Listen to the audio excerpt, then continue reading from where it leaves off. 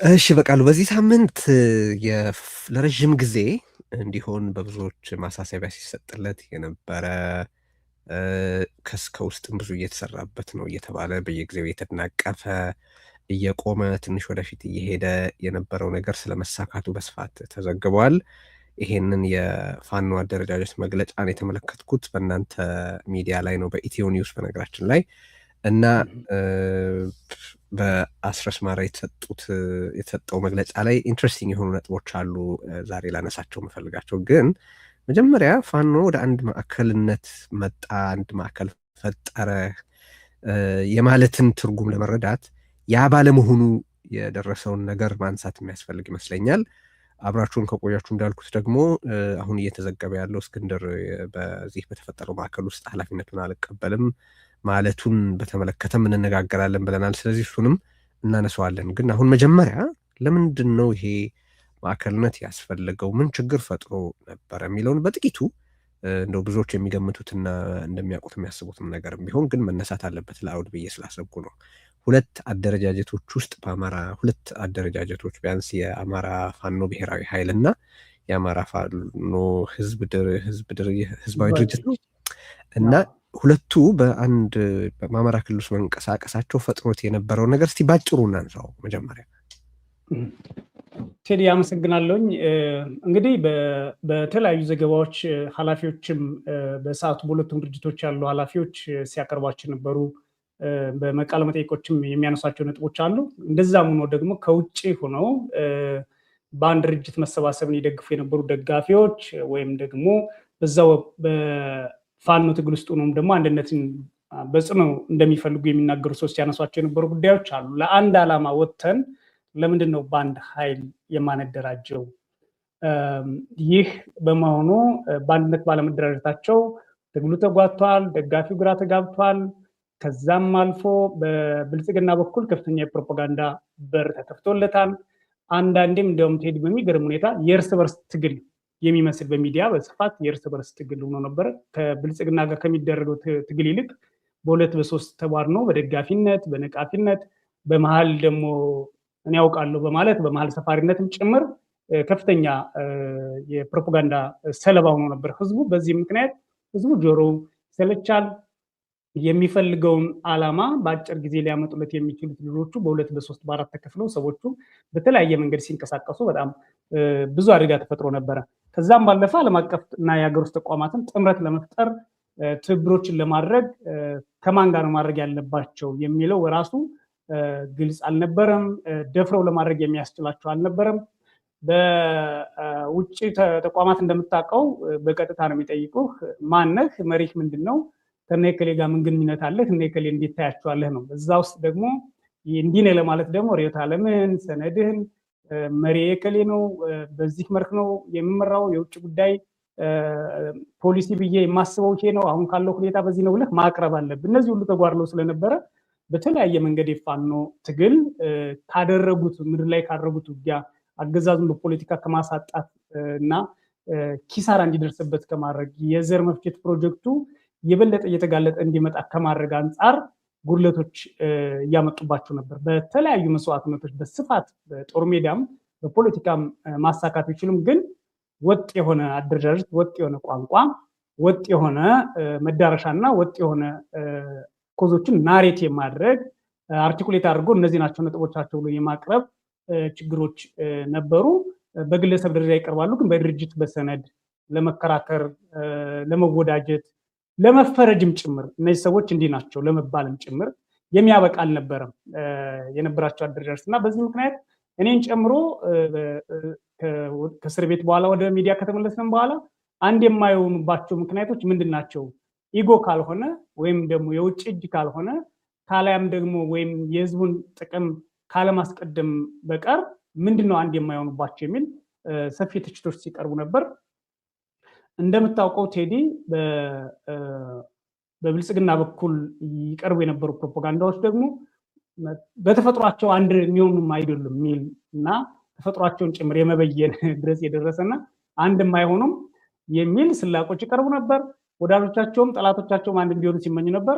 ኢቭን የብልጽግናው ጠቅላይ ሚኒስትር ራሱ አንዱና ለመደራደር እንዲመቸን እያለ እስከ ማሾፍ የደረሰበት ነበረ። በዛ መሃል ደግሞ በተለይ ደጋፊዎቻቸውን ውጭ ያለውን ደጋፊ የዲፕሎማሲ ስራቸውን የሚመስለኝ ድጋፍ ሲባል በፕሮፓጋንዳም በኢኮኖሚም ጭምር ያቀጨጨባቸው ይመስለኛል አንድ አለመሆናቸው። ከዛም አልፎ የግራ ቀኝ መካሰስ የሚዲያው ደጋፊ ሚዲያዎቻቸው በተለይም ደግሞ በቀጥታ ከትግሉ ጋር የሚሰሩ ሚዲያዎች እርስ በራሳቸው ሲካሰሱ፣ ሲፈርሱ፣ ሲደራጁ፣ አንዱ ለአንዱ ሲደግፍ፣ አንዱ በሳምንት በጣም ብዙ ቀውስ ነው ተፈጥሮ የነበረው። አንድ ድርጅት የጠቀሳት የሚገርምህ በቃሉ በጣም ኢንትረስቲንግ ገለጻ ነበረች እዛ እንዳልኩህ መግለጫው ላይ የአብይ አህመድ ስልጣን በእኛ መካከል በተፈጠረ ንቃቃት ላይ ነው ስሩ የተተከለው ይላል እና በጣም ቪቪድ የሆነ ምስል የሚሰጥ ሆኖ ስለነበር ነው አንዱ። ከዛም አንጻር ልታነሳው ከቻልኩ ብዬ ነው። በእኛ ንቃቃት መካከል ነው አገዛዙ ስሩን ሰዶ እስከዛሬ ድረስ በህይወት የቆየው ይላል። አንዱ ርዕሳችንም ላይ የአብይ አህመድን ስልጣን ያሰነበተው ንቃቃት ስንል ከዚያው ከአስረስ የወሰድነው ሀረግ ነው። ቀጥል። እውነት ነው። ይህ ንቃቃት በሁለት መንገድ ልናየው እንችላለን ቴዲ። አንደኛው በራሱ በፋኖች መካከል የሌለ ግን ያለ የሚመስል ልዩነት ርዕዮተ ዓለም ነው ይሉሃል፣ መዳረሻ ነው ይሉሃል። ግን ፈትሸህ ውስጡን ስታየው አንዳንዱ ልዩነት ተጨባጭ ያልሆነ ዝም ብሎ ግለሰባዊነት፣ ኢጎቲክ መሆን ካላያም ደግሞ ከልብ በቅንነት አንድ ብኖ ምን ችግር አለው የሚል ፕሮጀክት ከመውሰድ ይልቅ ምቾትን የማደላደል እና በራስ መንገድ የመሄድ ነገሮች ነው በአብዛኛው የነበረው። ቴዲ ምናልባት ያለህ ይመስለኛል ስለተቋረጠብኝ ነው። ሁለተኛው ይሄ ንቃቃት በራሱ በአማራ ሕዝብ መካከል በድጋፉ መሃል ልዩነትን ሊያመጣ ጫፍ ላይ የደረሰ ነበረ በስፋት ማለት ነው።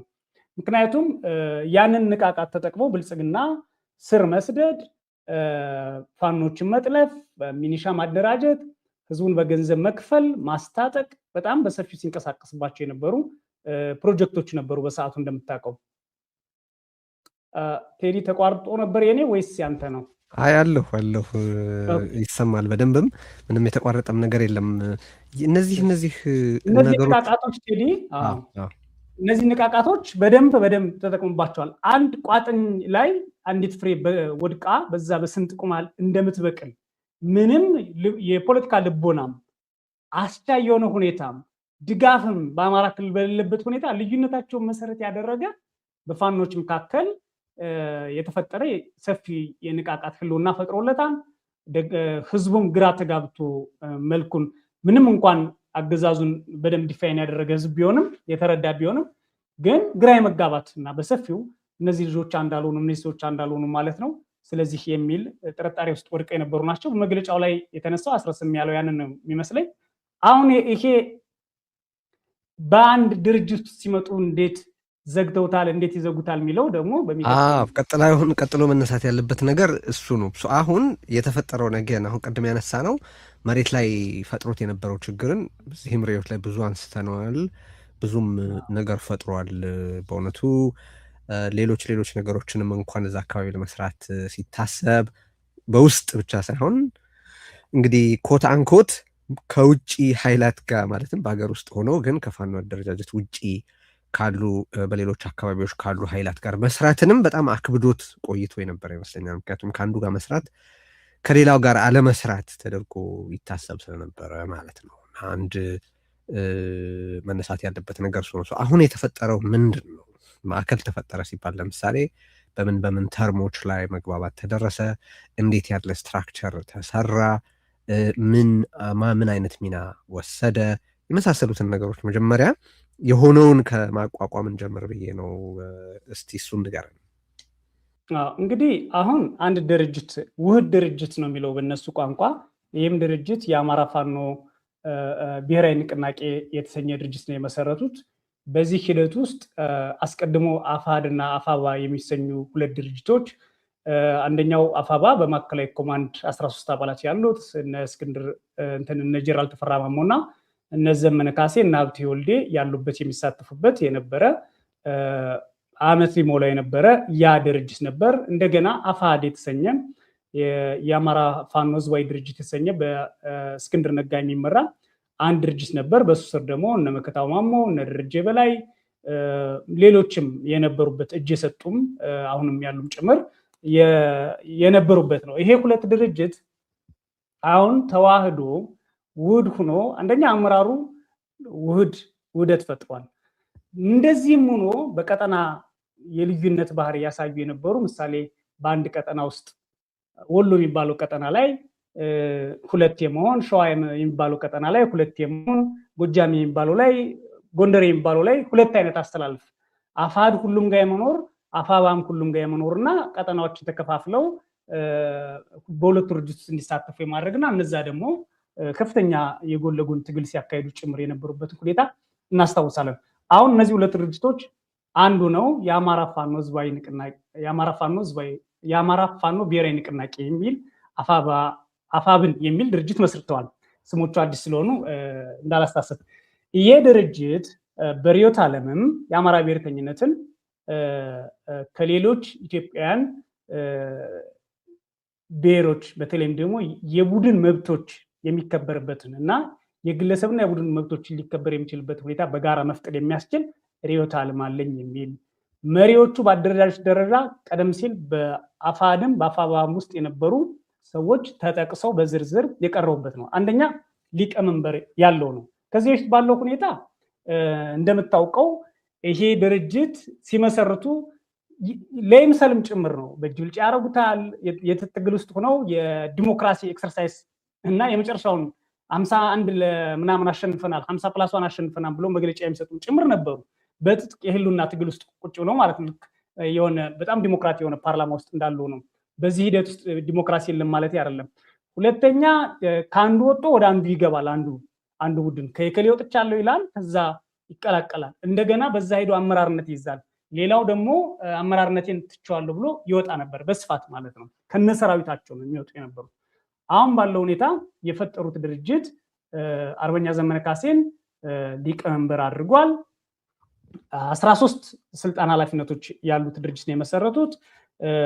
አርበኛ መከታው ማሞ እንግዲህ አሁን በምሳሌ እሱ በአፋድ ውስጥ የነበረ ነው። አርበኛ መከታው ማሞ ሸዋ ቀጠና ላይ የሚንቀሳቀስ ነው። እሱ ተቀዳሚ ምክትል ሊቀመንበር ነው። አርበኛ ሀብቴ ወልዴ በጎንደር የሚንቀሳቀስ ነው። ረጅም ጊዜ ትግል ሲያደርግ የቆየ ነው። እሱ ደግሞ ምክትል ሊቀመንበር ለወታደራዊ ጉዳዮች ተብሎ የተሰየመ ነው። ጠቅላላ በፋኖ ውስጥ ማለት ነው። አርበኛ ሄኖክ አዲሴ እንደዚሁ ምክትል ሊቀመንበር ሆኖ ለፖለቲካ ጉዳዮች ተብሎ የተሰየመ ነው። አሁን ከዚህ ያለፉ በጣም ዝርዝር ሁኔታዎች አሉ። ምንድነው? የፖሊት ቢሮ አላቸው፣ ስልጠና የሚያቀርብ አላቸው፣ የውጭ ግንኙነት መምሪያ አላቸው። ወታደራዊ አዛዡ ደግሞ ጀነራል ተፈራ ማሞ ሆኗል። ከዚህ በፊት እንደምታስታውሰው በየቀጠናው ነው ወታደራዊ አዛዥ የነበረው።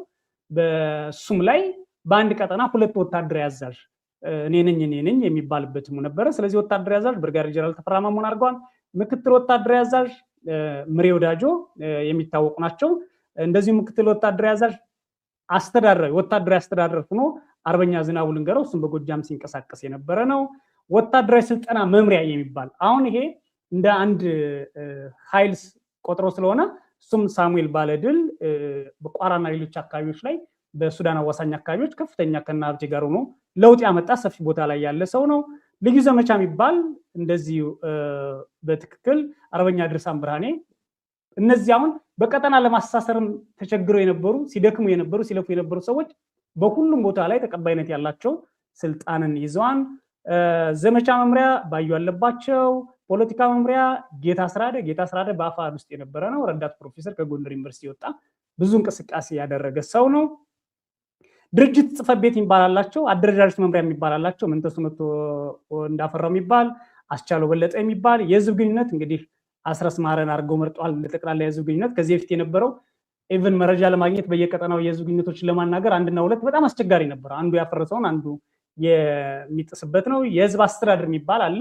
እሱም ዘመነ ምህረት ይባል ነው። ህዝብ አስተዳደር ወይም ጊዜያዊ መንግስት የሚሉት አላቸው። በአንዳንድ አካባቢዎች ላይ ኤክሰርሳይዝ የሚያደርጉት የነበረ በቀበሌዎች በተለያዩ ቦታዎች ላይ በተቆጣጠሯቸው የሚሰይሙት የነበረ ማለት ነው። ፋይናንስና ግዥ አስተዳደር እንደዚሁ አሻግሪ ባዩ አለ። ፖሊሲና ስትራቴጂ አርበኛ እስክንድር ነጋ ነው።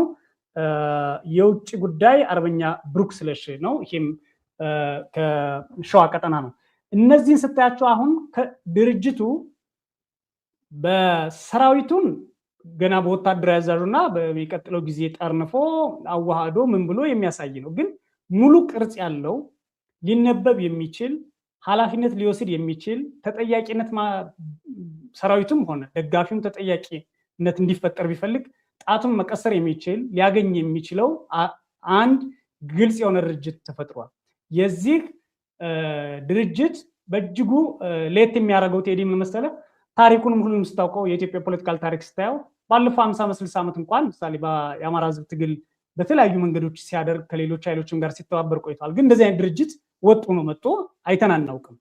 ወታደራዊም ፖለቲካዊም ድርጅት ነው የመሰረቱት። ይሄ አዲስ ነገር ነው።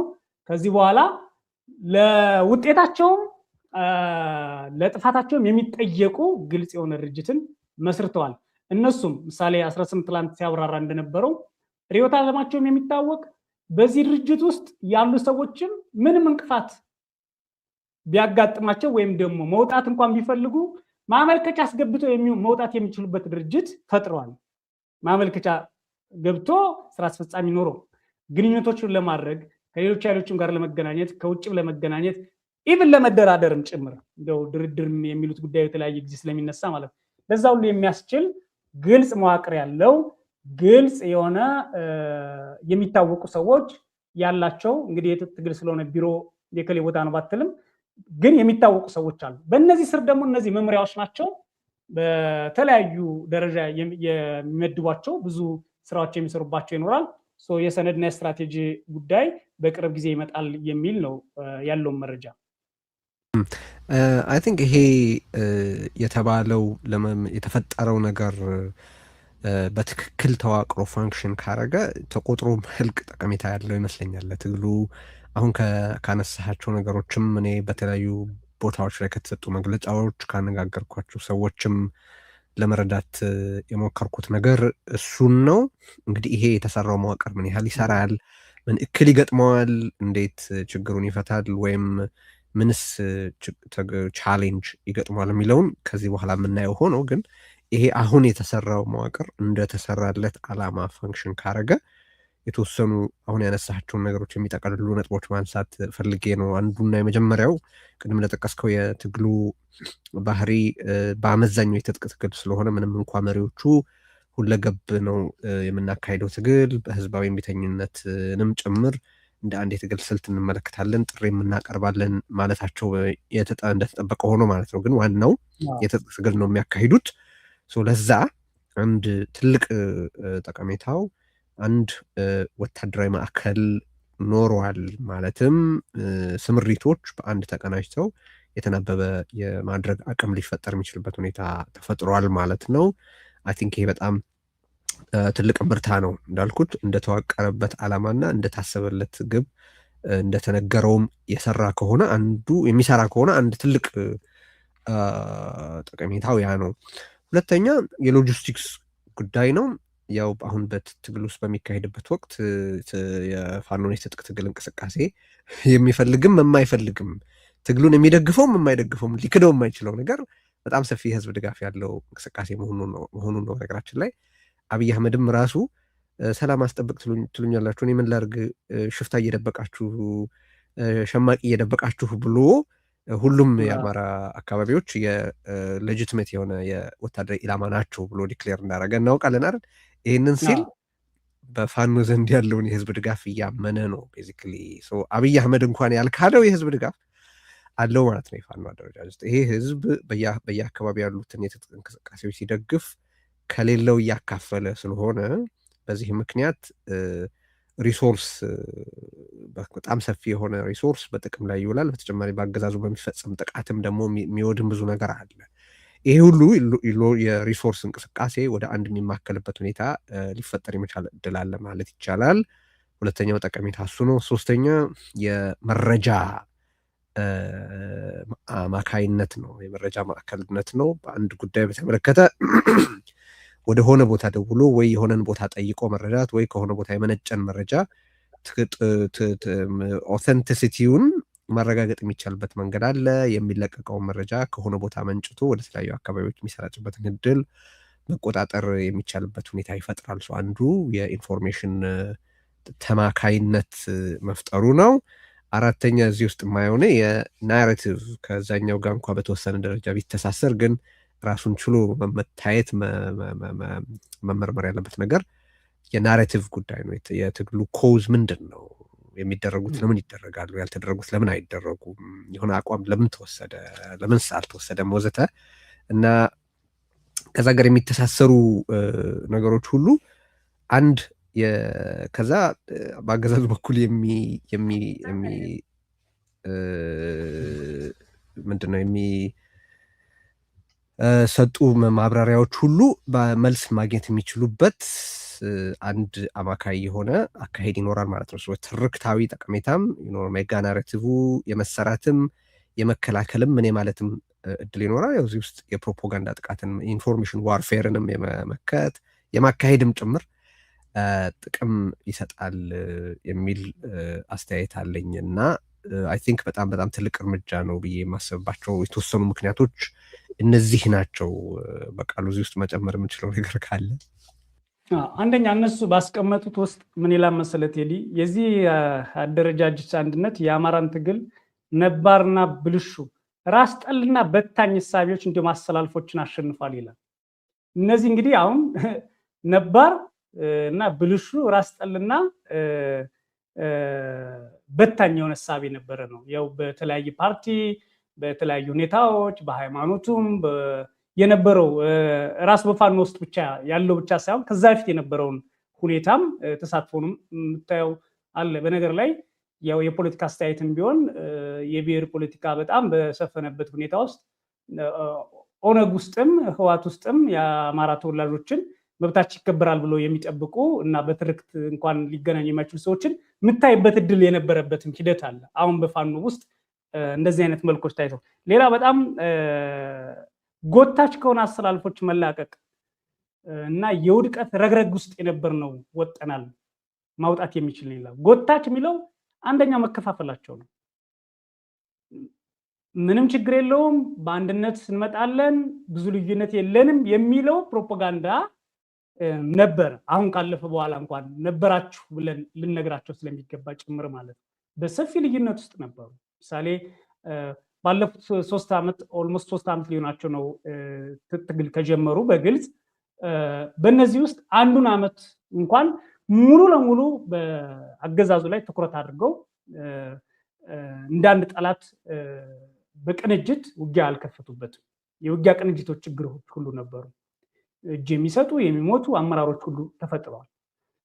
በውጭ የሚመሰረቱ ድርጅቶችን ተፈጥረዋል እና እዚሁም ላይ እንደሰፈረው ለዚህ ጎታችነት ሚና ደግሞ ከሀገር ውስጥ እስከ ውጭ ያሉ እጅግ ሊኖሩ የማይገባቸው ሰዎችም አስተሳሰቦችም በድርጅት ውስጥ ያው መጀመሪያ ህዝባዊ እንቅስቃሴ አይነት ህዝባዊ ማዕበል አይነት ነገር ስለነበረ ሁሉንም ያሳተፍ እና የሁሉንም ፍላጎት በዛ ውስጥ ይዞ ሂሳቡን አስልቶ ድርጅት መስረት እንደዚህ አርግ የከሌ በለው እንደዚህ በለው በዚህ ታጠፍ በዛ ተቀንጠስ የሚል ግልጽ የሆነ መመሪያ በሚዲያ ጭምር የሚተላለፍበት ትግል ነው ተብሎ የሚጠራ ነበር እና እነዚህ ሁሉ አስቀርቷል።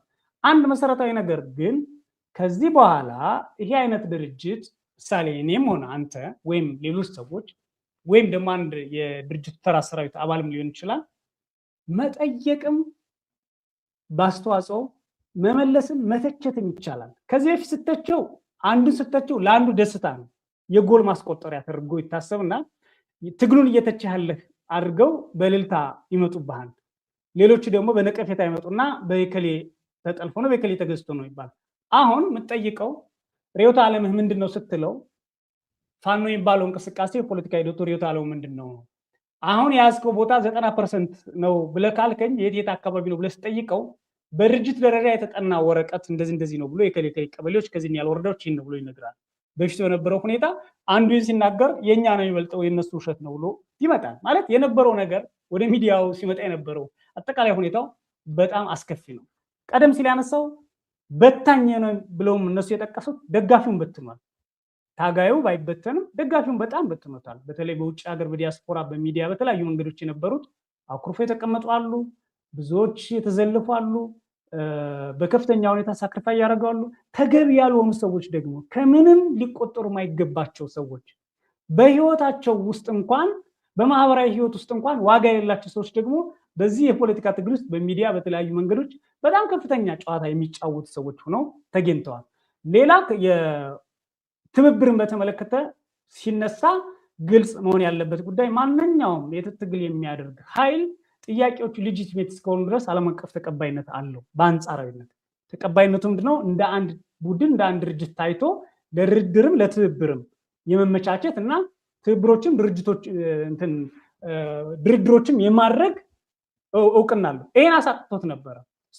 የተደረጉ ድርድሮች እጅ የተሰጡ ድርድሮች አይታቸው ከሆነ ቴዲ አንድ ባለመሆኑ የተነሳ አንዱ ተደራድሯል ይለዋል፣ አንዱ አልተደራደርኩም ይላል።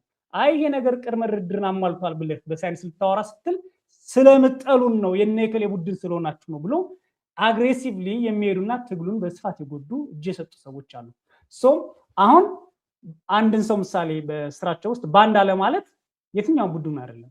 አሁን አንድ ሰው ከዚህ ድርጅት ወጣለሁ ቢል የትኛውም ጦር ይዞ መውጣት የሚችልበት እድል ያለ አይመስለኝም፣ በአደረጃጀታቸው ማለት ነው። ምክንያቱም ሰውየው ስልጣን ይኖረዋል እንጂ የሆነ ቀጠና በግልጽ ስልጣን ያለው የከሌ አካባቢ በግልጽ ይህን ያለ ወታደር ወክሎ የመጣ ነው የሚለው እየቀረ የሚመጣና ውህድ ነው የሚያስብለው በማዕከላዊ ኮሚቴያቸው በፖሊት ቢሮቸው የሚወስኑት ነው። ከዚህ ጋር ተያይዞ ምሳሌ ዛሬ አርበኛ እስክንድር ነጋ ለፖሊት ቢሮ ነው ማመልከቻ ያስገባው። ፈርስት ተርኒንግ ማለት ነው።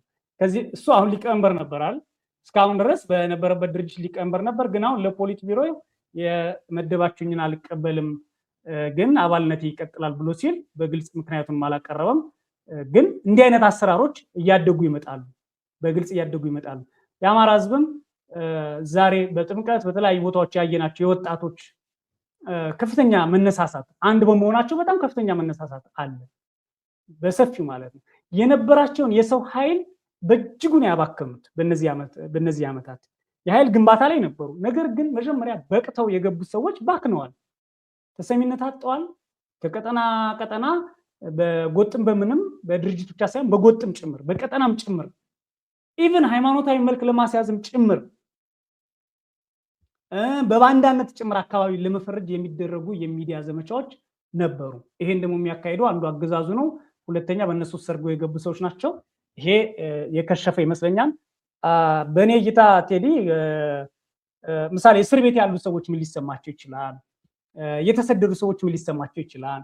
ቤተሰቦቻቸው በዚህ ትግል ውስጥ በአገዛዙ የተገደሉባቸው የተጨፈጨፉባቸው ሰዎች፣ የተፈናቀሉ ሰዎች፣ የተደፈሩ ሰዎች፣ የተረሸኑ ሰዎች፣ ቀባሪ ያጡ ሰዎች አሉ በክልሉ አሁን በዚህ በምናወራበት ሰዓት እንኳን የሚደርሱ እነዚህ ሰዎች ምን ሊሰማቸው ይችላል የሚለውን ይህን አንድነት መስርተንላቸዋል ሲሉ እጅግ ትልቅ መነሳሳት ትልቅ አቅም የሚፈጥርላቸው ሆኖ ነው ያገኘሁት። በዚህ ጉዳይ ላይ ለመነጋገር ስንዘጋጅ አንድ የተመለከትነው ዜና ነበረ። ቅድምም ያው በተለያየ መንገድ የጨራረፍኩት ግን እንደው መወራት ያለበት ብዬ የምገምተው ነገር የአቶ እስክንድር ነጋን ሚና በተመለከተ ነው። ቀደም ሲልም አንስተዋል። አሁን የተሰጠኝን ኃላፊነት አልቀበልም ግን በአባልነት እቀጥላለሁ ማለቱ ተሰምቷል። እስቲ በአማራ አሩ ነው ኮምፎርታብል ከሆንክ ለማውራት ማለት ነው። እና በዚህ በፋኖ እንቅስቃሴ ውስጥ እስክንድር ምን አይነት ፐርሶናሊቲ ነበረ? ምን ማህበረ ፖለቲካዊ መሰረት ሰርቶ ነበረ ወይ? መጀመሪያ ከነበረስ እንዴት ያለ ነበረ? ሚናው ምን ነበረ? አሁን እሱን ካነሳም በኋላ መጀመሪያ የተቀበለውን ኃላፊነት አሁን አልቀበልም ያለበት ምክንያት ምንድን ነው ወደሚለው እንሄዳለን። መጀመሪያ ምንድን ነው በአንተ እይታ የዚህ በመጀመሪያ በኢትዮጵያዊነት ፖለቲካ ውስጥ እንቀሳቀሳለሁ ይል የነበረ ከዛ በኋላ የአዲስ አበባን ጉዳይ በፊት አውራሪነት አራምዳለሁ ይል የነበረ ከዛ በኋላ እንግዲህ ያው በፋኖ አደረጃጀት ውስጥ የራሴን ክንፍ ፈጥሬ ያለሁ ብሎ ይል የነበረ ወዘተ ሰው ነው። አሁን እንግዲህ በዚህ አንድነት ውስጥ ተካቷል። ለመረዳት ነገሩን አንዱ የተፈጠረው ውህደት እንዴት እንደ ፕሮሰሱን ለመረዳት ከሚረዱ ነገሮች አንዱ ነው ብዬ ስለማስብ ነው። ሰው ምንድን ነበር ሚናው? ምን አይነት ፖለቲካል ፐርሶናሊቲ ነበረ በዚህ ትግል ውስጥ እስካሁን? ከአንድ ነገር ልጀምርና እስክንድር አሁን ዛሬ በወጣው መረጃ የተሰጠኝን ኃላፊነት አልቀበልም፣ በድርጅቱ ምስረታ እጅግ ደስተኛ ነኝ፣ በተራ አባልነት እቀጥላለሁ የሚል ነው። ምክንያቱ ምን እንደሆነ አላቀረበም። ግን እዚህ ላይ ሁለት ነገሮች እንደ ድርጅት መልክ ይዘው የመጡት ለፖሊቲ ቢሮ ነው ያስገባው። እሱ በፖሊቲ ቢሮ ስር ስለሆነ የተሰጠው የስልጠና መምሪያና ሌሎች ስለሆኑ እዚህ ላይ በጣም ከዚህ በፊት ቢሆን ምሳሌ ከአንድ ሳምንት በፊት ቢሆን ይሄ ነገር እስክንድር እምቢ ያለው አፋር የሚባል ድርጅት አንድነቱን አልቀበልም አለ ተብሎ ነበር የሚወራ የነበረው። ወይም የሚሆነውም ያ ነው በትክክልም። ምክንያቱም አፋር የሚባል ድርጅትን ነው የሚመራው፣ በስሩ የተለያዩ የሰራዊት አባላት አሉት፣ አደረጃጀቶች አሉት። አሁን ግን የዚህ ድርጅት መምጣቱ በራሱ ሰዎች በግለሰብ ደረጃ የተሰጣቸውን ኃላፊነት ለድርጅቱ የሚመለከተው አካል ወይም ደግሞ እነሱን በተመደቡበት ቦታ ላይ አልቀበልም ማለት ግለሰባዊ ተደርጎ እንዲወሰድ የሚያደርግ የሚያስችል ይመስለኛል። እና ይሄ እንደ አዲስ ነገር ልናየው እንችላለን። አንድ ሰው ይህን ልምምዳቸውን ከለመዱ ከዚህ በኋላም አንዱ ቻሌንጃቸው ምሳሌ እንደዚህ ግለሰቦች ሲወጡ ሰራዊቱ ካለው ፍቅር ከግለሰቦች ግንኙነት ካለው ወዳጅነት አንጻር ሊረብሽ ይችላል ወይስ አይደለም የሚለውን ለሰራዊቱ የሚያስታጥቁት ሀሳብና ስልጠና ነው የሚወስነው በድርጅት ደረጃ። ከዚህም በኋላም ይህን ፕራክቲስ እያደረጉ የሚሄዱበት እድል መፍጠር ያለባቸው ይመስለኛል። እስክንድር ነጋን በተመለከተ ብዙ ማለት ይቻላል። ፐርሰናል ባህሪውን፣ የገባበት የትግል ባህሪ፣ ወደ ትግሉ እንዲገባ ያደረገውን ሁኔታ፣ ከዛ በፊት ያለውን አጠቃላይ የእሱን እንቅስቃሴ፣ በአዲስ አበባ ውስጥ የነበረውን ኢቨን በትግል ውስጥ ያደርጋቸው እንቅስቃሴዎችን በዝርዝር ማቅረብ ይቻላል። ከባህሪውም ልክ እንደ አንድ ደራሲ ብናየው ከመጽሐፉን ባህሪውን ተነስተን እንደምተቸው እኔ መቀንበብ የፈለኩት ወደዚህ ወደ ፋኖ እንቅስቃሴ መቀንበብ የፈለኩበት ምክንያት ያ ነው። ያው እሱ በየራሱ አሁን ባለው ሁኔታ እኔ እስክንድር ፋኖ አደረጃጀት እንዲፈጠር እንዲሰለጥን ዓለም አቀፍ መልክም እንዲኖረው እስክንድር ነጋ የሚባል ሰው ገባ እንዲባል እሱን የሚያደንቁ ሰዎችም እንዲገቡ በሱ ዙሪያም ኃይል እንዲሰበሰብ እና እሱም ቆርጦ ይሄ አገዛዝ በሰላማዊ መንገድ ሊወገድ እንደማይችል በሰላማዊ መንገድ እስር ቤት አንገቱን እያነቀ ሲወረውረው የነበረበት ስሜት አይ ይሄ የዘር ማጥፋት የሚያስቀጥል ስራ ስለሆነ በትጥቅ ነው መታገል ያለበት። በመጀመሪያ ራስን ማትረፍ ነው የእስክንድር ሚና። ራሱን ያተርፋል። ራሱ ሲያተርፍ ደግሞ ዙሪያው የትጥቅ ትግል የሚያደርጉ ሰዎችን አሰልጥኗል። የፋይናንስ ስርዓትም እንደሰበሰበ ብዙ ነገር እንዳደረገ እረዳለሁ። በዚህ ሂደት በጎ ሚና እንዳለው እረዳለሁ። በጣም በጎ ሚና አለው። ማንም ሰው መጀመሪያ ወስኖ በውሳኔ ደረጃ የገባበትን ነገር ለማድረግ የጣረው የወረዳቸው ጋራ ሸንተረሮች፣ የሰውነቱ መጎሳቆል፣ ተቀባይነት ለማግኘት ያደረጋቸው ጥረቶች፣ ከሌሎች ወንድሞቹ ጋር አብሮ ለመስራት ያደረጋቸው ጓዶቹ ጋር አብሮ ያደረጋቸው እንቅስቃሴዎች፣ ሀሜት፣ ሩመሩ ሁሉ ነገር ይታየኛል። አሁን እንደው ቁጭ ብዬ ሳስበው ማለት ነው። በዛ ልክ ደግሞ የፋኖን ትግል እና የፋኖን ሀሳብ መሸከም ያለመቻል ወይም ደግሞ ፋኖ እሱን ሊሸከመው ያለመፈለግ አዝማሚያዎች አሉ። በምክንያት ነው የሚለው በአብዛኛው በእርሱ ምክንያት ይመስለኛል። ከእርሱ ተፈጥሯዊ ባህሪ፣ ከሱ ፍላጎት፣ ከሱ የኢትዮጵያን ፖለቲካ የሚረዳበት ሁኔታ፣ የአማራን ፖለቲካ የሚረዳበት ሁኔታ አንጻር ነው። በነገር ላይ በአማራ ፖለቲካ ብሔርተኝነት ከቀደሙት ነው ከመኢአድ ወይም ደግሞ ፕሮፌሰር አስራት መሰረቱ ከሚባሉት ጋር ሁሉ ግንኙነት ያለው ሰው ነው እና ይረዳል፣ አርቲኩሌት ያደርጋል። ግን አሁን ሊሳካለት የቻለ አይመስለኝም። እንደ ስኬት ሊወስደው የሚገባው ነገር ካለ በዚህ ደረጃ ድርጅቶና ቅርጽ ይዞ ስርዓት ይዞ የመጣ የአማራ ብሔርተኝነት ያለው ወይም ደግሞ የአማራ ታጋይ መኖሩን እንደ ስኬት ሊወስደው ይችላል ብዬ አስባለሁ። ዛሬ ራሱ ባስገባው እንዲያው ኃላፊነት ይለፈኝ የሚለው ሁኔታ ላይ ምክንያቱ ያልጠቀሰው ለምን እንደሆነ ባላቅም ባለፈው የኮሎኔል ፋንታው ሙሀባ በለቀቁ ጊዜ የጠቀሳቸው ጉዳዮች አሉ። ፋንታው ሙሀባን እንድንረዳው የማድረግ ሰረንደር እጅ መስጠቱን በትህትና እንድናይለት ለማድረግ በድምፅ በጽሁፍ የለቀቃቸው አንዳንዶቹ አስተያየቶች በጣም ከባድ እኔ ያለበት እስክንድር ራሱ ደክሞኛል እኔም እንዲያው የማለት አይነት ነገር እጅ ሰጣለሁ ሳይሆን እኔም ብዙ አድካሚ ነው። በየቀኑ ድሮን፣ በየቀኑ ጠላት፣ በየቀኑ ሁኔታ ውስጥ የገባ ከዛ ደግሞ የውስጥ ቁርቁዞችና ሌሎቹ አድካሚ ስለሆኑ ራስን እረፍት ለመስጠት ገለል ለማድረግ ያሰበ ይመስለኛል። አንድነቱን ከማፍረስ አንጻር፣ አንድነቱን ከመበተን አንጻር ያሁኑን አላየው። ለምን? ምክንያቱም ድርጅታችን አይገባም ብሎ መከራከር ይችል ነበረ። ግን ድርጅታችን አይገባም ብሎ መከራከር የሚያስችል አቅም ነበረው ወይ እስክንድር? እሱ ነው ጥያቄ። መቆጣጠር ይችል ነበር ወይ የሚለውን ጥያቄ እዚህ ላይ እንደው ዝም ብለን ጋዜጠኞች ስለሆነን ልናልፋ አይገባም። አልነበረውም ብዬ ነው ማስበው። ኦኬ መጀመሪያ ውህደት እንዳይፈጠር ግን እኔ የለውበትም ከመጀመሪያው ማለት ግን ይችላል። እሱ ብቻውን ብዙ ተሰሚ፣ ብዙ ፕሮፓጋንዳ፣ ብዙ ቢያንስ በሚዲያው ላይ ኮንፊውዥን ሊፈጥር ይችል ነበር። ሶ በጣም በፖዚቲቭ ኤነርጂ ነው የማየው። በቀጣይ ጊዜ ምናልባትም ለድርጅቱ የነገረው ነገር ካለ ድርጅቱም ራሱ አሁን ድርጅትም ስላለ አርበኛ እስክንድር በዚህ ምክንያት ነው ኃላፊነቱን ያልፈለገው በዚህ ምክንያት ነው ብሎ ሊል ይችላል።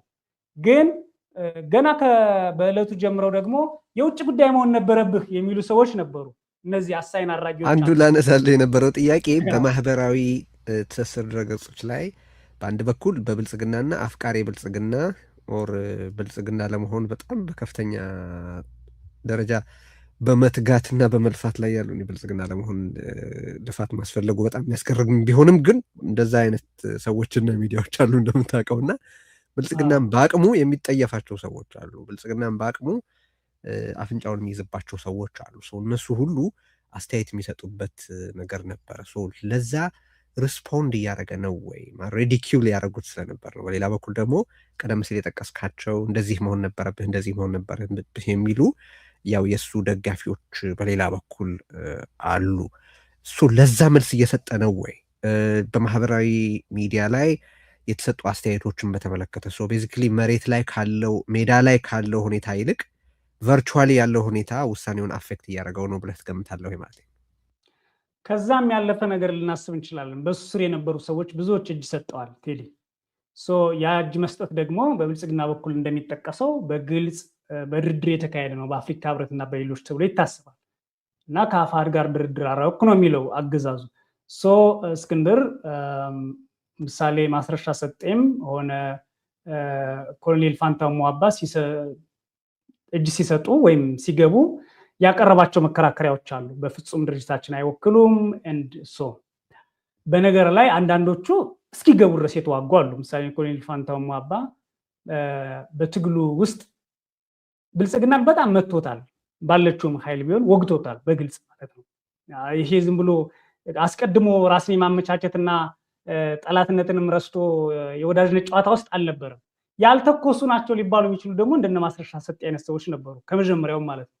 ዝም ብለው ከፋኖ ጋር ተዳብለው የሚጓዙ እንጂ እንዲያው በትግሉ ውስጥ ይሄን አድርጓል ወይም ደግሞ በዚህ ቦታ ላይ መርተዋል ወይም የሳቸው ጦርን አድርጓል ሊባላቸው የማይችል ሰዎች አሉ። እንደነ ኮሎኔል ፋንታሙ አባ አይነቶቹ ምንም እንኳን በድርጅት አይን ሲያዩት ክህደት ቢሆንም በህዝብ ጥቅም አንጻር ስታየው ከዚህ አገዛዝ ጋር ማበር ዘር ማጥፋትን፣ ዘር መፍጀትን፣ አስገድዶ መድፈርን፣ እንደ ሀገር የኢትዮጵያን ሀገርነት ማጣትን፣ እንደ ህዝብ የአማራን ህዝብ ማጥፋትን ከዛም በፊት የተፈጸሙ ወንጀሎችን ጭምር የመጋራትና የነውር ጥግ ቢሆንም እንኳን በታገሉበት ሰዓት ግን በትክክል ታግለዋል። በትክክል ተጫውተህ እንደምትሸነፈው አይነት የኳስ ጨዋታ ሊሆን ይችላል። ፖለቲካው በዛ ደረጃ ባይሆን እስክንድር አሁን ባለበት ሁኔታ ያለው ድርጅቱ በመሰረቱ ሰዎች ስር ነው ያለው ወይም ደግሞ ድርጅቱ በመመስረቱ በተደሰቱ የጦር ሰራዊት አባላት ስር ነው ያለው። ጥበቃ የሚያደርጉለት ጠባቂዎችም እነዚህ ናቸው። እኔ እጅ ይሰጣል የሚል ድምዳሜ አሁን ውስጥ አልገባም። ነገር ግን ስለዚህ አሁን የሰጠው መልእክት ራሱ ሙሉ በሙሉ የራሱ ሀሳብ ፍላጎት መግለጫ ላይ ሆን ይችላል የሚል አስተያየት አለ። እኔ እንደው እንደ ሰው ዝም ብሎ እስክንድር የደከሙ ነው የሚመስለኝ። ከዚህ ያለፈ ነገር ባለ እስክንድር በጣም የደከመው ይመስለኛል ሳየው እና የሚቀርብበት ትችት የሚጎራበት እና ሊሄድ ያሰበበት መንገድ በጣም የተራራቁበት እሱም የሞከራቸው ሙከራዎች ሙሉ ፌል ያደረጉበት ነው። ይህን ልል የፈለኩት ለምን መሰለህ? ከዚህ በፊት ድርጅት መፍረስ የለበትም የሚል አፋድ መፍረስ የለበትም የሚል ጽኑ አቋም ነበረው። ምክንያቱም እስክንድር የገባበት ድርጅት ይፈርሳል የሚል ዝርዝሮች ይቀርባሉ። ብርሃኑ ነጋ የገባበት ይፈርሳል 4፣ 5፣ 6 እስክንድር 4። ይሄ በጣም ቶርች ሲያደርገውና አንድነት ማምጣት አለብን ድርጅት ሳይፈርስ ወይ በእኛ ስር መጠቃለል አለባቸው ወይ ደግሞ ድርጅታችን ውህደት መፍጠር ነው ያለበት እና አንድ ድርጅት ማምጣት ያለብን የሚል ነበር። አሁን ያ ውህደቱ ዓላማው ከነበረ ተሳክቶለታል ይሄ ዓላማ። ስለዚህ ራሱን ከአመራርነት ራሱን ዝቅ አድርጎ አንደኛ ከአመራሮቹም ጋር ያው የይቅርታና ሌሎች ጉዳዮች በግልጽ ቢኖሩም ወንድማማችነታቸው ቢኖርም ከፍተኛ ፍትጊያ ገብተዋል፣ ተማምተዋል፣ ስም መጠፋፋት አለ፣ በሚዲያ ተሰዳድበዋል። እና እነዚህን ሁሉ ለመቀነስ ራሱን ገለል አድርጎ በተራ አባልነት አለፍ ሲሉን ደግሞ ከእድሜም ከልምድም አንጻር እንደ ሰውና ትግሉን እንደሚወድ ሰው ከአባልነት ያለፈ ምክሮችም እየሰጠ ለመቀጠል የሚያስችል ድካም ላይ ያለ ይመስለኛል። አንድ ከዚሁ ጋር የምትገናኝ ወደ ሌላ ነጥብ ከመሻገራችን በፊት ይሄ አሁን የእሱ መግለጫ ቀደም ሲል በጠቀስኩት ልዩ ልዩ ጎራ ዘንድ እንደዚሁ ስፒን ሊደረግ እየተሞከረ ነው። ምን ትርጉም ይሰጣል? ለምሳሌ አሁን ላይ በውስጥ መግባባት እኔ ያው እንደምታውቀው በሚቻለው ልክ የመሬት ላይ ያለን እንቅስቃሴ በማይጎዳ መጠን በተቻለ መጠን አፕ ፎር ትራንስፓረንሲ ማለት ግልጽ ቢሆን ነው። እንደ ሚዲያ ሰውም ያንን ነው መርጦ ሰው መረጃ ባይሸሸግ ነው የምለው። ግን ከሱ ፖይንት ኦፍ ቪው አንጻር ደግሞ ሲታይ ይህንን ባይል ምን ይቀርበት ነበረ ማለት ምን ከእነሱ ጋር ባለው መግባባት ያለሁበት ሁኔታ እንዲህ ነው። እንግዲህ ይሄ አሁን በቃ አሁን እንደው ስለሱ ብዙ ይሄ እኮ የእስክንድር ባህሪ ነው። ይሄ እኮ የእስክንድር ባህሪ ነው። ከአውሮፕላን ወርዶ ቢሮ ሳይገባ እኮ ከአውሮፕላን በር ላይ መግለጫ ይሰጣል እኮ። ግን አዲስ አበባ እንደገባ ቢሮ ገብተህ እኮ በስርዓት ታጥበም ምን ብለህም ጻፊም ወረቀት አዘጋጅታለህ ሚዲያውም ዛጋውን እኮ መግለጫ ልትሰጥ ትችላለህ፣ ተረጋግተህ ማለት ነው። ድርጅቱ በሁለት እግሩ እስኪቆም መቆየት ይችላል። ምሳሌ በውስጥ ሊያደርገው ይችላል። ይህን ጉዳይ እኔ እስከዚህ ድረስ ነው ይህንን ኃላፊነት ወስደው ላቆምላችሁ ይችላለሁ፣ አብሬያችሁ እናደርጋለሁ፣ ግን ይቆይ እኔን ለመተካት አስቡ። አሁን እንግዲህ ድርጅት ተመስርቶ አይደለ እኔ ብተካ እኔን መተካት ብታስቡ ማለት ይቻላል። ግን ፐርሰናል ባህሪው እንደዚህ አይነት ነው ያየነው። እኔ አሁን ወደ ሙያዬ ከመጣሁበት እስር ቤት ከነበረበት እስከወጣበት ጊዜ በመጽሐፎቹም ጭምር የምናየው የእስክንድር ባህሪ ይሄ ነው እና ሪጀክት ማድረግ፣ በግሉ መጓዝ፣ ግትርነት፣ በጣም ግትር ነው ታውቃለህ። እስካሁን ላጠፋቸው ሰሞኑን እንኳን ራሱ እስካሁን ላጠፋቸው ጥፋቶች ይቅርታ መጠየቅ አለበት የሚል ሲሪየስ ትችቶች ቀርቦበታል። አብረው በግልጽ በሚያውቁት በቅርብ በሚያውቁት በጽሁፍ ጭምር ሲረዱት ወይም ሲያግዙት አይዞህ ሳይሆን ይህን ብታደርግ እያሉ ሲያመቻቹለት የነበሩ ሰዎች ወጣው አደባባይ ጭምር አንተ እኮ ለዚህ ይቅርታ መጠየቅ አለብህ፣ እንዲያውም እጅ በሚሰጡት ጭምር ሰዎች ላይ ሽፋን ለመስጠት ሲሞክር ማለት ነው። እና አሁን ያ ይመስለኛል ኦኬ ይሄ ድርጅቱን ይጎዳዋል አይጎዳውም አላውቅም። ይሄ ከዲያስፖራው አንግል አርበኛ እስክንድር ነጋን ተከትሎ የመጣው ያለውን አደረጃጀት አንቀበለው የሚል ዲያስፖራ ይኖራል አይኖርም አላውቅም። የሚዲያ ቲም ይኖራል አይኖርም አላውቅም። ግን ሊኖር ይችላል። ለምን ጉትጎታውን ከዛ ይነሳል። ለምሳሌ ብሔርተኝነቱን በተመለከተ የአማራ ብሔርተኝነትን ከርዕዮተ ዓለም ጋር አያይዞ ማምጣታቸው እንደ ነውር አድርገው ሲያቀርቡት ሰው እንግዲህ በስሙ የኔ ብሔርተኝነት ይሄ ነው ግን የሌሎችም አከብራለሁ ብሎ ከመጣ ያን እንደ ነውር አይተው በዚህ ውስጥ እስክንድር መኖር የለባቸውም ብሎ የሚተነትኑ ሰዎች አይቻሉ በቅርብ። ለእነሱ ኮንፊርም አድርጎላቸው ነው ካልከኝ እነሱ ሰዎች ከብልጽግና ጋር እየሰሩ አይደለም ወይስ ብልጽግና እየሆኑበት አይደለም ወይ አላውቅም። ሌላ እስክንድር ይህንን ሲል ለብልጽግና አስቦ ከሆነ አይመስለኝም ምለው። ለዛ ብልጽግናና እስክንድር በጣም ይተዋወቃሉ፣ በጣም ይተዋወቃሉ። እጅግ ነው የተጫወተበት ብልጽግና በእስክንድር ላይ እንደምታውቀው እጅግ ተራ የአውቶቡስ ተራ የኪስ አውላቂ ምስል አንገቱን እያነቁ በየቦታው ሲያስሩት ነው የነበሩት። በየቦታው ማለት የትም ቦታ ብሄድ፣ ባህር ዳር ብሄድ፣ የትም ቦታ ብሄድ። ይሄ ደግሞ ብልጽግና አሁን ከእስክንድርን በተመለከተ ያለውን አስተሳሰብ ሊቀይር ይችላል ወይ ከዕለታዊ ፕሮፓጋንዳ የአማራን ትግል ከማዳከም አንጻር ለኢንተርናሽናል ኮሚኒቲው ይሄው እስክንድርም አለ ከኔ ጋር ለማለት አንጻር ከሚል ነው። ግን እኔ እስካሁን ባለ ድምዳሜ ሰዎችንም ጠይቄያለሁ። እንደው እስክንድር ለብልጽግና እጅ ሰጥ ይሆን ሲሉ አይመስለንም። ግን ይሄ ስለደከመውና ትንሽ በአዲስ ኃይልና በአዲስ ሰዎች እንዲሄድ ከመፈለግ አንጻር ነው የሚል ነው ያለው። በሚዲያ የመጡ ሰዎች የውጭ ጉዳይ ብትሆን ምክትል ሊቀመንበር ብትሆን ምናምን የሚለው እንግዲህ አልተመረጠም። ኮሚቴ ነው በነገር ላይ በእጅ ብልጫም አይደለም። ከድርጅቶች ኮሚቴ፣ ከቀጠና ኮሚቴ፣ ከዛ ደግሞ አስረሲያው ሲያወራ እንደነበረው ይህንን የሚታዘቡ ሰዎች ደግሞ አሉ። 3 ወር 4 ወር የወሰደ ነው። ሁሉም ያቀርባል። አሁን ምሳሌ አሁን ያልተመደቡ ሰዎች እኮ አሉ። የድርጅት አመራር የነበሩ በሸዋ አመራር የነበረው እነ ደስታሌ እነዚህ ያሉ እኮ አሁን ያልተመደቡ ማለት ነው። ኮሚቴው አላመነባቸው ወይም ሰራዊቱ አላመነባቸውም ወይም ደግሞ ነገ ሌላ ኃላፊነት ነው የሚሰጣቸው ማለት ነው። ዝቅ ያሉ አሉ። ሌሎች የተሻሉ ሰዎች በጉዳዩ ስለኖሩ አስረስን ስታየው ምሳሌ ካየናቸው ከሰማናቸው ሰዎች በፖለቲካም በሌላ ኮምፒት የሚያደርግ ነው፣ የሚያንሳ አይደለም። ግን የተሰጠውን ፖዚሽን ቴክ አድርጓል እስካሁን ባለው ሁኔታ እና ከሌሎች አንጻር አለ እና እኔ እስክንድርን አረኔው ነው እኔ አሁን ይሄ ከፐርሰናል ባህሪ የሚመነጭ ይመስለኛል። ይሄን አሁን በቃ አንዳንዴ በሚዲያ በቃ አነጋገርኩት ማለት ነው የሚል ይመስለኛል።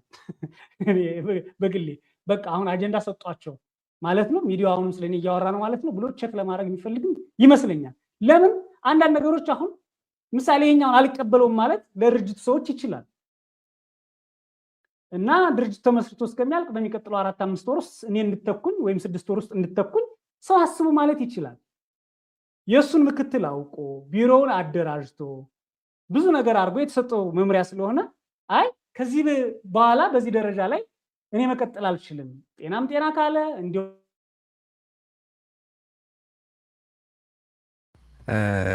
አለህ በቃሉ። ኦኬ ያው ይህንን ነገር ስናነሳ እስኪ መጣ ድረስ ብዬ ነው። ይህንን ነገር ስናነሳ እንደ ሚዲያ ሰዎች እኛ ኢንፎርሜሽኑ ግልጽ ከመሆኑ ነው። አዘ ጀነራል ሩል ኢንፎርሜሽን ግልጽ ቢሆን ነው የምንመርጠው። ኤክሰፕሽንስ በብዙ ነገር ላይ ኤክሰፕሽንስ እንዳሉ ሁሉ እዚህም ላይ ኤክሰፕሽንስ ይኖራሉ። ለድርጅት ላይ ጥቅም በመቻል ምስጢራዊነት ስላለው ወይም ሌላ ሊካሄድ የታሰበን ነገር በተመለከተ የሚፈጥረው ችግር ስለኖረ ወይም በሌሎች ምክንያቶች አንድ አደረጃጀት ያ እንዲሆን ወይ እንዳይሆን ሊወስን ይችላል። ወይ መገናኛ ብዙሃን ከልዩ ልዩ ሚዛንና ስሌቶች አንጻር ይሄ ነገር ቢተላለፍ ባይተላለፍ ብሎ ልዩ ሁኔታ ሊያስቀምጥ ይችላል። እንደ መገናኛ ብዙሃን ግን እንደ ጠቅላላ መርህ ግን ኢንፎርሜሽን የመውጣቱና የዲስከስ የመደረጉ ደጋፊዎች ነን ለማለት ነው። ከሱ አንጻር ግን እሱ ከቆመበት ቦታ ከሱ ጫማ አንጻር ሊያደርግ የሚችላቸውን ነገሮች ነው እያነሳን ያለ ነው። በቃሉ አለ እስቲ እንግዲህ እንደገና እንዲገባ እየሞከረ ነው፣ እንጠብቀዋለን እና እናንተም ሀሳቦቻችሁን ጻፉ። የት ሆናችሁ እንደምትከታተሉን ጻፉ። በምንነጋገርበት ጉዳይ ያሏችሁ አስተያየቶች ምንድን ናቸው ብለን ጋብዘናል በማህበራዊ ሌሎች ድረገጾቻችን ላይ እና አሁን በተፈጠረው የፋኖ ማዕከልነት ላይ ያሏችሁ አስተያየቶች ምንድን ናቸው? ምን ትርጉም ሰጥቷችኋል? ምን ተጨባጭ ለውጥ ያመጣል ብላችሁ ትገምታላችሁ? ወይስ ከዚህ በፊት ተደርገው ተሳክተዋል ተብለው እንደተባሉ ነገሮች ሁሉ በአንድ ሰሞን ተወርቶ የሚቀር ነገር ነው ብላችሁ ነው የምታስቡት? የሚለው ሁሉ ልትነጋገሩበት የምትችሉት ነገር ነው። ገብቶኛል። ግድ የለም መቀጠል ትችላለህ በሀሳብ። እሺ ይሰማሃል አይደል? አሁን ይሰማኛል። አሁን ተቋርጦ ነበር እና እያልኩ ነበረ እንደው እስክትመጣ ድረስ ያው በእስክንድር በኩል ሆነን ስንናገር እሱ ትግል ውስጥ እንዳለ ሰው እንዲኖረው እንደሞከራቸው ኃላፊነቶች አንጻር ስንናገር ነው እንጂ እንደ መገናኛ ብዙሃን ሰዎች በጠቅላላ አዘ ጀነራል ሩል ኢንፎርሜሽን ቢወጣ ነው የምንመርጠው። ለዛ ደግሞ ግን ልዩ ሁኔታ አለው እንደ ብዙ ነገሮች ሁሉ ያ ልዩ ሁኔታ ሊኖር ይችል ነበር ወይ ብለን ነው እንጂ ዲስከስ እያደረግን ያለ ነው። ድርጅቱ ውስጥ ሆነን ስላሰብን ነው እንጂ ፈልፍሎ አውጥቶ እንዲህ ነው እንደዛ ነው የማለት ኃላፊነት ያለብን ሰዎች ሰው ፐርሰናሊ እኔ ፊልም አደረገው ሙሉ ለሙሉ እስክንድር ከክፋት ነው ብዬ አላስብም። ራሱን ለማየትና ለመገምገም እድል ለመስጠት ከሆነ ግን ከዚህም ቆየት ብሎ 3-4 ወር ቆይቶ ድርጅቱ እግር እስኪሰድ ድረስ አግዞ ይህን ማድረግ ይችል ነበር የሚለው ግን ግምገማ የሚለውን ለማንሳት ነው። አንድ እንግዲህ አሁን መሬት ላይ ያሉትን ሁኔታዎች በተመለከተ ተነጋገርን። ግን ይሄ በመሬት ላይ የተካሄደው ነገር በውጪ በመገናኛ ብዙሃን ላይ ባለው ግንባር ልበለው፣ ያው እንደምታውቀው እዛም ላይ ጎራዎች አሉ፣ ሰዎች አሉ። ቅድም ጠቅሳቸዋል። በተለያየ መንገድ የየራሳቸውን አስተያየት የሚሰጡ የየራሳቸው አጀንዳ ያላቸው የየራሳቸው ኢንክሊኔሽንስ ያሏቸው ሰዎች አሉ። ይሄንን ምን ያደርገዋል ብለህ ትገምታለህ? ልክ መሬት ላይ የተፈጠረው አይነት አማካይነት በውጪ መገናኛ ብዙሃንን በተመለከተ የሲቪክ ማህበራት፣ የመብት ታጋዮች፣ የፖለቲካ አክቲቪዝም ላይ የሚሰማሩ ሰዎችን ሁሉ እንደዚህ ወደ አንድ ይሰበስባቸዋል ወይስ ሌላ ችግር ነው? ልክ መሬት ላይ የነበረውን ችግር ለመፍታት ብዙ ጊዜ እንዳጠፉ ሁሉ ይሄኛውን ውጭ ያለውንም ኃይል እንደገና ለማስማማት ሌላ መከራ ይጠብቃቸዋል? ምንድን ነው ያንተ አሰስመንት? ሁለቱን ነው። አንደኛ አስረስ እንዳለው በንቃቃቱ ላይ የበቀሉ አረም አሉ። እነሱ የሚጠፉ ይመስለኛል። ዝም ብሎ ራሱ አንድነት ብቻ የሚያጠፋቸው ሰዎች ይኖራሉ፣ ወይም ፐርሰናሊቲዎች ይኖራሉ፣ በሚዲያም በተለያይም ማለት ነው። ያ አንድነቱ ብቻ የሚያጠፋቸው ትልቅ ልዩነቱን መሰረት አድርገው የበቀሉና ያን በማራገብ ትልቅ ስራ እየሰሩ ነው ብለው የሚያስቡ ራሳቸውን ከፍ ያደረጉ ወይም ደግሞ በተለያየ መንገድ ለዚህ ኢንቨስት የተደረጉ ሰዎች የሚጠፉ ይመስለኛል። ሌላው በዚህ መግለጫቸው ላይ ለሚዲያዎችም ጥሪ አቅርበዋል፣ ለደጋፊ ሚዲያዎቻቸው ወይም ደግሞ በአንድም በሌላ መንገድ በዚህ ውስጥ ሚና ለነበራቸው ሰዎች ከዚህ በኋላ ልዩነታቸውን እንዲያቆሙ፣ በአንድ በትብብር እንዲቆሙ፣ በአንድ የሚቆሙ ይኖራሉ ብዬ አስባለሁ። ማስታረቅ ጊዜ መፍጀቱ አይቀርም። አንዳንዱ እንዲያውም ማይታረቅ ነገር ይመስለኛል። ናቹራሊ እንግዲህ የሚዲያውን ባህሪ ጠብቆ እዚህም በዛ ደረጃ ያለ ችግር አለ ነው የምትለኝ? የዛ ተቀጥላ ነው ወይስ ራሱን የቻለ ሌላ ውትብትብ ያለው ነገር ነው? እንዲያውም የዛ ተቀጥላ አይደለም እኮ መሬት ላይ የነበረው ችግር የሚዲያው ተቀጥላ ጭምር ሆኖ ነው የነበረው ብዬ ነው የማስበው። በተቃራኒ መሬት ላይ ያለው ችግር ራሱ አንድ ኮዝ ሚዲያው ፋብሪኬት የሚያደርገው እና ሚዲያው የሚተርከው የሚያቀርብበት መንገድ ነው የነበረው። ችግራቸው አገዛዙ ወይም ደግሞ እርስ በራሳቸውም የፈጠሯቸው ስንጥቆች አንዱ ከሚዲያውም ነው። እኔ አንዳንዴ ምን እላለሁ፣ ግራና ቀኝ ተሰልፈው ጠበቁኝ እና ዝም ብዬ መሀል ላይ ቆምኩኝ እንጂ እንደነሱ ያችን 1 ዓመት ምናምን አብሬ ብኖር ምን ሆን ነበር እላለሁ። ግን በሙያቸው አልቆሙም።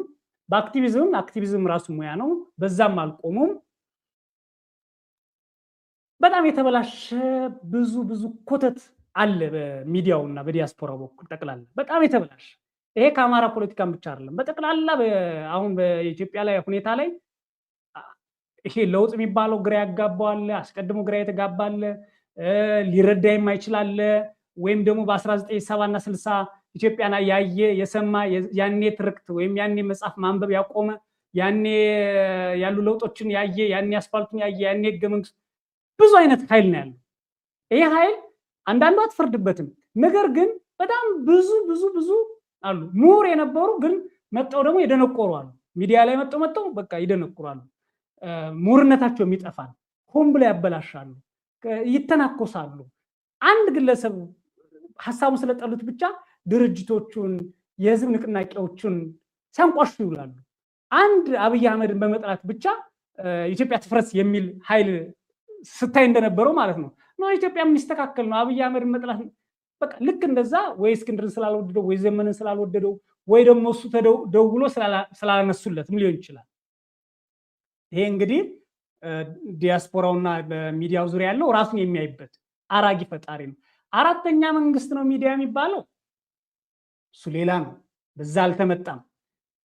ያ ለምን ስታድር ነው ለእውነት ለህዝብ ጥቅም ወይም ህዝቡ ማወቅ አለበት ብለ የምታስበው እና በትክክል ለእውነተኛ መረጃዎች ለጋዜጠኞች መርሆች ስትቆም ነው። ይሄ ግን ፐርሰናሊ የከሌ የሚባል ሰው ደውሎ ሲያናገረው ከዛ በኋላ 180 ዲግሪ ይታጠፋል። ታጥፎ በነጋታው ሌላ ነው።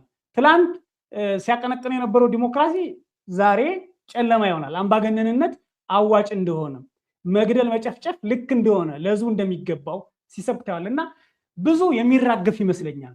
እንዲያውም ልዩነቶች በሙሉ እንደዚህ የጠበቡ ከመጡ ብዙ ይራገፋል። ምሳሌ ልዩነቶች ስለአሁን ምሳሌ በፋኖ መሀል ያለው ስንጥቅ ነው አይደለ? ቅድም አስረስ እንደጠቀስነው ይራገፋል። አስተው በትግራይ በአማራ ወይም ደግሞ በሌሎች ኃይሎች መሀል ያሉ ስንጥቆች ደግሞ ቢገጥሙ ወይም ደግሞ ቢሻሻሉና ቢታረቁ ደግሞ ስንት የሚረግፋል። ብዙ የሚዘጋ ሱቅ አለ። በጣም ይረግፋል። አረም እንደ አረም እንግዲህ እኔም ሊሆን ይችላል እንደ አረም ሊቆጠር የሚችል የሚዲያ ኃይል በልዩነቶች ላይ ነው ያለው እና ያ ደግሞ ፍሬ የማያፈራም አረም እንደምታውቀው ነው። ዋናውን ግንድም አያሸንፈውም፣ እየበላ ነው የሚኖረውና ያ ነው። እንደ ድርጅት ግን እኔ እንዲያውም በግሌ እንደ ድርጅት ሚዲያ ሳፖርት የሚያደርጋቸው ቴሌቪዥን ቻናል ወይም ምናምን ሊኖራቸው ይገባል ብዬ ነው የማስበው። ወይ አማራ ቴሌቪዥን ወይ ደግሞ የሆነ ነገር በትግራይ አብይ አህመድ ውጊያ በከፈተ ጊዜ የነበሩ የቴሌቪዥን ሚዲያዎች ቀላል ሚና አልነበራቸውም። አሁን ያለው በአማራ ትግል ላይ የከለ የምትለው ቴሌቪዥን ቻናል የለም፣ ራሱን ችሎ የቆመ የሚሰራ ማለት ነው። እንደዚህ በግለሰቦች በእኛ በባለሙያዎች እኛ ከሚዲያው ኦልሬዲ አሁን ካለው ሚዲያ ጋር ግንኙነት እየመሰረቱ ቢቀጥሉ የሚሻል አይደለም? ልክ ልሳን እሱ አዋጭ ነው፣ በጣም አዋጭ ነው። ሌላ ደግሞ ብዙ ስራ ይጠብቃቸዋል፣ ብዙ ስራ ይጠብቃቸዋል። ለምን ልክ ትግል ውስጥ የወሰደባቸውን ጊዜ ያህል እንኳን ባይሆን ሼፕ ለማድረግ የሚያስፈልጉ ነገሮች ይኖራሉ። ቅድሚያ ለእኔ ኢንተርቪው አልሰጠኝም ብሎ እኮ ሳምንት ሲሰድብ ትሰማዋለህ። ያ ሰው እንግዲህ የሆነ ሰው መቅደም አለበት አይደል? በጣም ካሉ ሚዲያዎች ውስጥ ከሆነ ሰው መቅደም አለበት። ለየከሌ ደውሎ ለእኔ ሳይደውል ሊቀር ብሎ እኮ ያችን ሱቁን ከፍቶ ያዙ የሚል አለ፣ ሲዘርፍ የሚውል ማለት ነው። በጎዳና ያለውን የሚያልፈውን ሰው ሁሉ እና መታረም ያስፈልጋል። በሚዲያውም ዘርፍ ቴዲ ለህዝባቸው የሚያስቡ አሁን በፋኖ ውስጥ የተፈጠረው ከልብ የመጸጸትና ይቅርታ የማለት ወንድማዊነትን የማስቀደም ሰብአዊነትን የመሰማት እርስ በራስህ በውጭ እየኖርክ ያላገኘውን ሰብአዊነት ምድር ላይ ያሉ የሚታገሉ ሰዎች በሞት ጥላ ውስጥ የሚያልፉ የሚደሙ የሚቆረጡ ሰዎች እንዲያሳዩ መጠየቅም መጠበቅም ስተት ስለሆነ ያንን ማሳየት ያለባቸው ይመስለኛል። ግን ብዙ ቻሌንጅ ነው እያስባለሁ። በአንጻሩ ብሳሳት ደስ ይለኛል፣ እንደው ቻሌንጅ ሳይሆን ቀርቶ ግን ማያቸው ምልክቶች አሉ፣ ማያቸው አሉ የቆሙ አሁንም እንደ ፖል እዛው ላይ ቆሜ በዚህ መንገድ እኔ አሁንም ካልበጠበጥኩት ተደማጭነት አላገኝም የሚል አለ። ይበጠብጣል ወይስ በዛው ከስሙ ይቀራል? በሂደት የምናየው ነው የሚሆነው። ወደ ማጠቃለያችን እየሄድን ነው። አንድ እንግዲህ ይህን ሁሉ ተነጋገርን፣ ግን ከውጭ ያለውን ሁኔታ ስላነሳ ሆኖ ይህንን ቻሌንጅ ያወራ ነው። ልክ ይህንን ማዕከል ከፈጠሩ በኋላ ከዚህ በፊት ከተደረጉ እንቅስቃሴዎች፣ ሙከራዎች በመነሳት በሌሎች የኢትዮጵያ የፖለቲካ ኃይሎች ዘንድ ከተፈጠሩ ችግሮች በመረዳት ባለፉት 50-60 ዓመት ከነበረው ማለት የኢትዮጵያ የፖለቲካ ፓርቲ ታሪክን ወደኋላ ተመልሶ በማጥናት ምን በማለት ከዚህ በኋላ የሚገጥማቸው ትልቁ ችግር ምንድን ነው በአንተ አስተያየት? እኔ ድርጅታቸውን ማጎልበት ላይ ከባድ ፈተና ይገጥማቸዋል ብዬ አስባለሁ። ይሄ ምንድነው? አንደኛ ውስጣዊ ሁኔታዎቻቸው አሁን ስናነሳቸው የነበሩ ችግሮች በቶሎ መልክ ይዘው ድርጅቱ ወጥ ሆኖ አቅም ፈጥሮ ጉልበት ፈጥሮ ልዩነቱ ሳይስተዋሉበት ሳይሰፉ ቶሎ ብሎ ይጎለብታል የሚል ስጋት ሊያር ይችላል። ነገር ግን ከላይ ያሉት ሰዎች ስታያቸው በጣም ደግሞ አቅም ያላቸውና ይህን ማድረግ የሚያስችሉ ናቸው የሚለው ሌላ ኮንፊደንስ ያመጣል። ሌላው አገዛዙ ዝም ብሎ አይቀመጥም፣ ዝም ብሎ አይቀመጥም። ጸሐፊዋንም ይገዛል፣ ሻንጣ ያዡንም ይገዛል። ጠረጴዛም ካለች የቢሮም በበረሃም የሚተክሏት ካለች እሷንም ቢሆን የእሱ ለማድረግ ይጥራል። ከባድ ከባድ ከባድ ዲፋሜሽን፣ ከባድ መጠራጠር፣ ከባድ አሉባልታ አልፈው ነው ይህን የመጡት። ግን አሁንም ቢሆን በምድርም በሰማይም የሚያጋጥሟቸው ትግሎች ከባድ ናቸው። ሌላ በሰራዊታቸው በኩል ወጥ የሆነ የሰራዊት አደረጃጀት ለመፍጠር የሚያደርጉት ጥረትም እንደዚሁ በሰራዊቱን ዓላማውን ወደ ማስረጽ የሚሄዱበት ደረጃ ቦታዎችን የማለዋወጥ በትክክል ውህድ ሰራዊት የማድረግ እንደዚሁ አንዳንድ ፈተናዎች ይገጥሟቸዋል። ምክንያቱም በአመራር ደረጃ አጥርቸዋለሁ ስትል በአባል ደረጃም ብልጽግና ይኖራል። በጎጠኝነትም የሚያስብ ሊኖር ይችላል። አይኔ በቃ ቀበሌ ላይ መውጣት አልፈልግም፣ እዚህ ነው መሆን የምፈልግ ብሎ ወደ ቤት ሊሄድ የሚችልም ይኖራል። በሱ ላይ የምትወስዳቸው ፖለቲካዊ እርምጃዎች፣ ውሳኔዎች በፖሊት ቢሮ ልምምድ ነው። አንዳንዶቹ የምትፈራቸው 100 እና 0 ሊጫወት የሚችሉ ሰዎች በድርጅት ውስጥ ሊኖሩ ይችሉ ይሆን? አንዱ 100 ፐርፌክት የሆነ አንዱ ደግሞ ገና ብዙ መማር ብዙ መለወጥ ያለበት ግን በድርጅት አደረጃጀት ሂደት ውስጥ አካባቢውንም የነበረውን ድርጅትን በመወከል የሚመጣ ይኖራል እና ከዚህ በፊት ደግሞ በየአካባቢያቸው ታጥረው ሰራዊት ይዘው የገነቡት ስምና ዝና አሁን በድርጅት ኃላፊነት ሰጥህ የቢሮ መምሪያ ስትሆን ከስርህ የምታደራጀውና የምትፈጥረው መዋቅር ዘመቻ መምሪያ ነህ ስትባል፣ ፖሊት ቢሮ ኃላፊ ነህ ስትባል፣ የውጭ ጉዳይ ኃላፊ ነህ ስትባል፣ ሎጂስቲክስ ኃላፊ ነህ ስትባል፣ የህዝብ ግንኙነት ኃላፊ ነህ ስትባል የማደራጀት አቅምህና ሰዎችን የማሰራት አቅም ገና የሚፈተን ነው። እንደምታውቀው ነው በሚዲያ እንኳን በአቅማችን ብዙ ነው የምናየው እና ቀላል ነገር አይደለም። ግን ድርጅት በአብዛኛው በብዙ ምርጦች አይደለም የሚመሰረተው፣ በጥቂት ምርጦች ግን ጥቂት ምርጦችን በሚከተሉ ብዙዎች ነው ድርጅት። ብዙዎች በብዙ ጥሩ ተቀባዮች ጥሩ ተቀባዮችና ተከታታዮች ነው።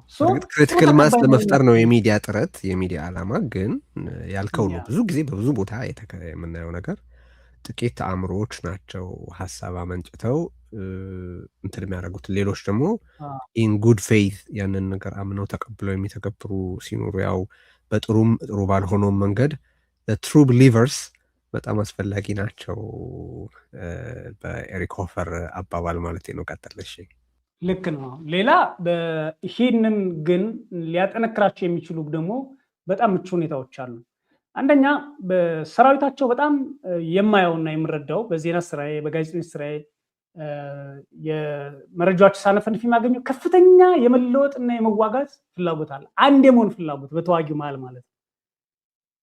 በምን ቋንቋ ልንገር? ምሳሌ ኢትዮጵያ ውስጥ የፋሲል ከነማ ተጫዋቾች ጎንደሬዎች አይደሉም፣ ግን የሆነ ቦታ ሲሄዱ ጎንደሬዎች ተብሎ በድንጋይ ሊፈነከቱ ይችላሉ። የአዴግራት ወልዋሎ ተጫዋቾች ትግራዋይ አይደሉም፣ ግን የሆነ ቦታ ሲሄዱ እነዚህ ትግራዋይ ተብሎ ሊፈነከቱ ይችላሉ። እና የእናቱ ልጅ ሊፈነክት ይችላል፣ ኢቭን ወይም የአክስቱ ልጅ ሊፈነክት ይችላል። ያፈንካችሁ በአካባቢ ላይ ሄደ ሲል ወይም የወላይታ ዲቻ እንዲህ አላር ተዋጊዎቹ በፋኖ ውስጥ ያየሁት አሁን ወሎ ውስጥ ያለው ወይም ጎጃም ውስጥ ያለው ወይም ሌላ ቦታ ውስጥ ያለው እዛው የተወለደ ብቻ አይደለም። በተለይ ከልዩ ኃይል ከመከላከያ እና ከነባር ፋኖች ባሉበት በአገኙበት አካባቢ አማራ ነን ብሎ የገቡ ናቸው እና ይሄ በጣም ሞራላቸውን ሰብሯቸው ነበር። የጎጥ የከባቢ ሁኔታ ሲነሳ በተለያዩ ሁኔታዎች ሲነሱባቸው ማለት ሰራዊቱ ፍላጎት አለ። ያን የሰራዊቱን ፍላጎት መሰረት አድርገው መስራት የሚችሉ መሪዎች ከፊት መጥተዋል ብዬ አስባለሁ። ቀጥለው የሚመጡ ይኖራሉ፣ በአደረጃጀት ይሰራሉ ብዬ አስባለሁ። ህዝቡ በተመሳሳይ ህዝቡ እኔ በጥምቀት በዓል በተለያዩ ሁኔታዎች ርችት የተኮሰበት አለ። ያለት ማታ እኮ በባህር ዳር 7-8 ቦታዎች ርችቶች በተለያዩ አካባቢዎች አንድነታቸው ሲበሰር ገበሬው መከላከያ ባለበት አካባቢ ክላሽ አውጥቶ የደስታ ሲተኩስ አድሯል፣ ታስሯል። ዛሬ በጥምቀት በዘገሊላ እንትለት ዜና የሰራውትም አለ። ይህን አንድነት በጥምቀት ቦታ ላይ በተለያዩ ቦታዎች ላይ በመዘመራቸው የታሰሩ የተገደሉ አሉ። ይሄ የምታየው የህዝቡ ፍላጎት ነው። ይህ ፍላጎት እስካለ ድረስ እየቆሰሉ ምን እያሉ እንቅልፍ አጥተው የሚሰሩ ይመስለኛል። ቻሌንጆች አሉ።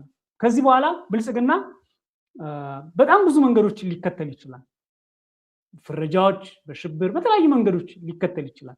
ግን እነዚህን ቻሌንጆች ካዩ መቆም ነው። ቻሌንጁ ብዙ ስለሆነ እድሎች ግን አሉ። ቅርጽ ይዟል። ስለዚህ መሪነን የሚሉ ሰዎች ወይም መሪነት ውስታሙን የተሰጣቸው ሰዎች ለአንድና ለመጨረሻ ወርቃማ የሚባለውን ሀሳባቸውን ለማፍሰስና ስር ለመስረድ እድል አግኝተዋል። ትብብሮችን ለመመስረት እድል አግኝተዋል። ድጋፍ ለማግኘት እድል አግኝተዋል። ሀሳቦቻቸው በድርጅት እንዲታዩላቸው እድል አግኝተዋል። የአማራን ህዝብ በዚህ ደረጃ የኢትዮጵያን ህዝብን በዚህ ደረጃ ነው መሆን ያለበት ብሎ ሊታገሉ ያመጧቸው የነበሩ በግለሰብ ሲታዩባቸው የነበሩ ሀሳቦች አሁን የድርጅት መልክ ይዘዋል። ሰነዱን ይወጣሉ፣ እናያቸዋለን፣ እንጠይቅባቸዋለን፣ ይወያዩባቸዋል፣ ይገማገሙባቸዋል፣ ይወዳጁባቸዋል፣ ይተቹባቸዋል። እና ይሄ መልካም ነገር ይመስለኛል። አብዛኛው ኃይልና አቅም ወደ አንድ አቅጣጫ ነው የሚፈሰው፣ የደጋፊውም የጠላት ከዚህ በኋላ ማለት ነው።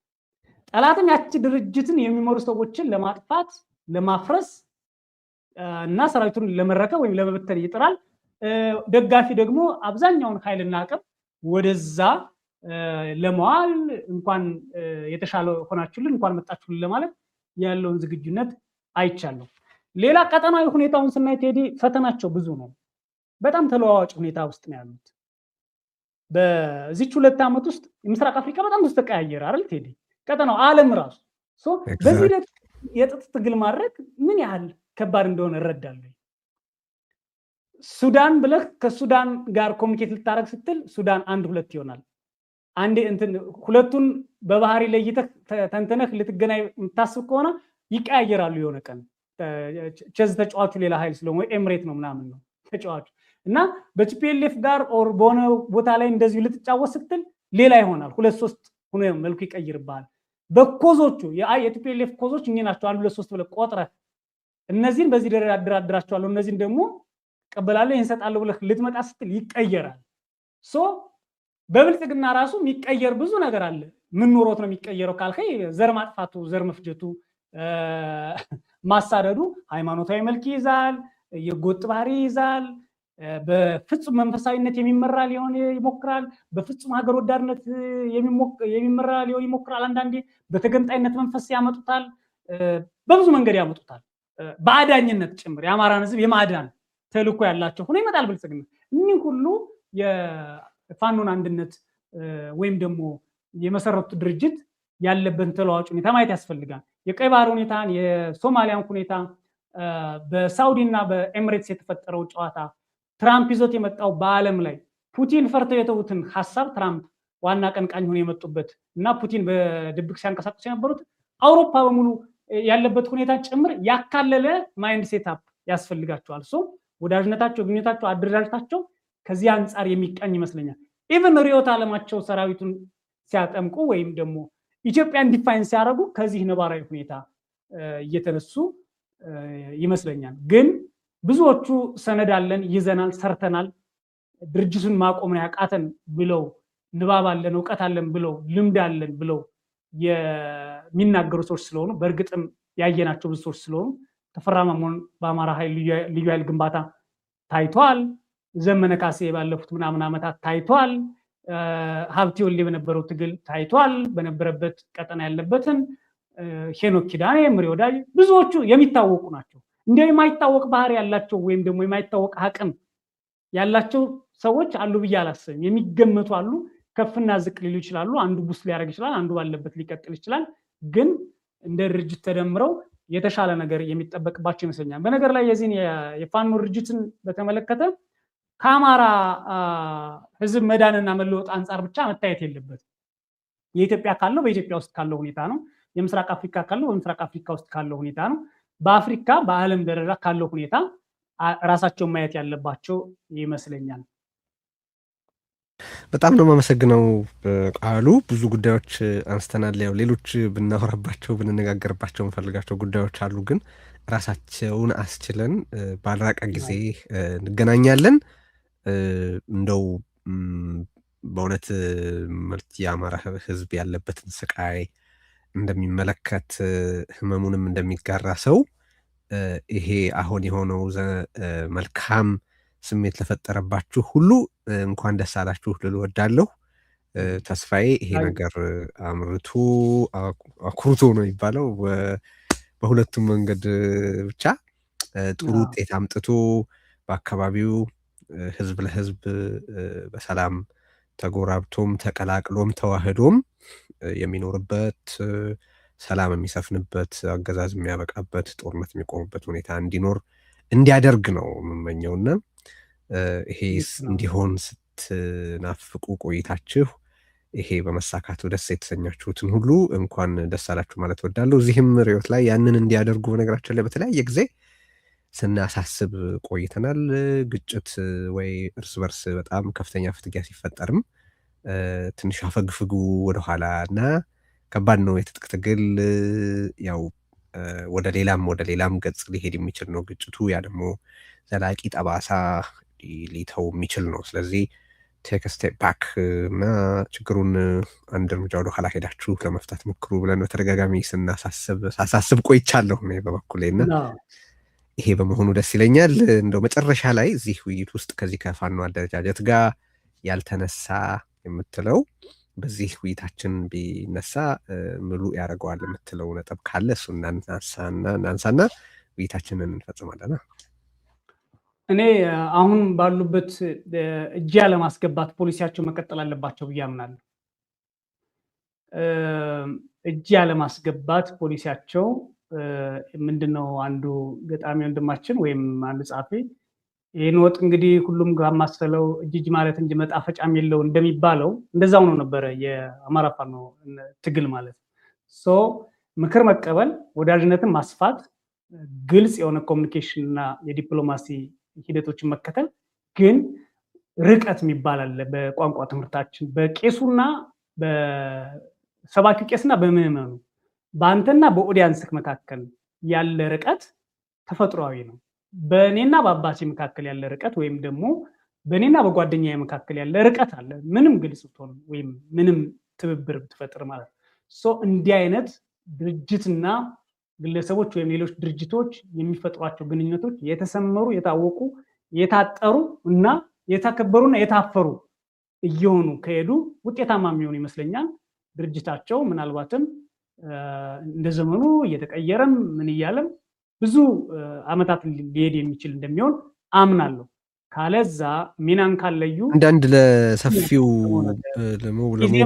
መረር ሊሉ የሚችሉ ውሳኔዎችን ጭምር መወሰን ይኖርባቸዋል እያልክ ነው አይደለ? አንዳንዶቹ መረር ሊሉ ቢችሉ እንኳን የመሪነት ሚናቸውን መጫወት ወደፊት የተመለከተ የመሪነት ሚና መጫወት ይኖርባቸዋል። ከየዕለት ተዕለቱ ጩኸት የራቁ መሆን አለባቸው የሚል ነው የሚገባኝ። እንግዲህ 100% ልክ ነው። በውጤታቸው ነው ማስደሰት ያለባቸው እንጂ ደስታን የሚፈልግ ኮሚኒቲ አለ ብለው ለዛ ደስታ ለመፍጠር የሚያደርጉት ምንም ግርግርና እንቅስቃሴ መኖር የለበትም። ምክንያቱም ህይወት ነው የሚከፍሉት፣ ትውልድ ነው የሚከፍሉት። ለትውልድ አደጋ የሚጥል መቀልበስ ነው ከተቀለበሰም የሚያመጣው። ስለዚህ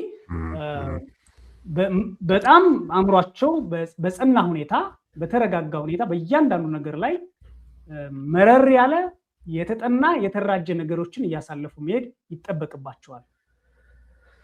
በጣም አመሰግናለሁ።